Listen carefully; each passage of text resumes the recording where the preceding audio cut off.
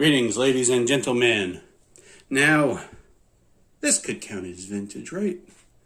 Because this was made, where are you? In 2000, 20 years ago. Made in Taiwan. Alright? There we go. Now, I've never seen these before, because I know Stanley has come out with some weird stuff, like this wrench that was a complete failure. I'll put the video, my opinions on it, either the description or card here, why not?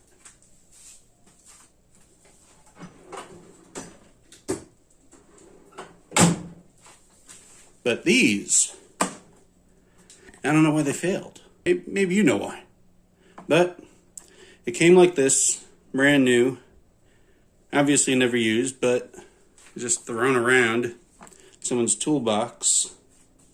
They don't look used, because I'm 20 years old, what are you going to do?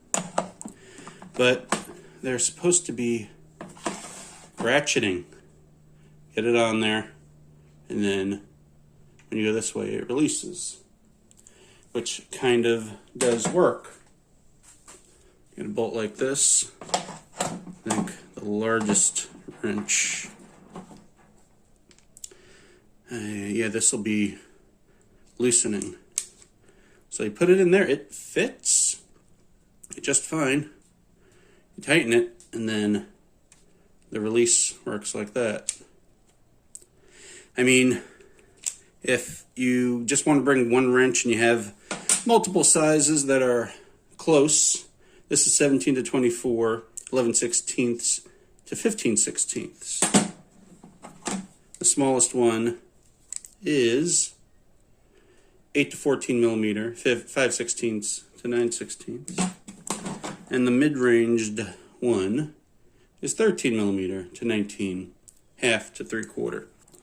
I guess if you want to just bring one wrench, that's actually an option, and this is not designed all that bad, unlike that other one I showed you. Don't tell him, he's kind of sensitive. But I'll keep these in the collection, maybe even in the packaging, just in case I need to sell them one day, because they're unused by me, but maybe they were tested out by someone, which would make sense. But they're interesting. Thanks for watching, like, subscribe, and all that jazz.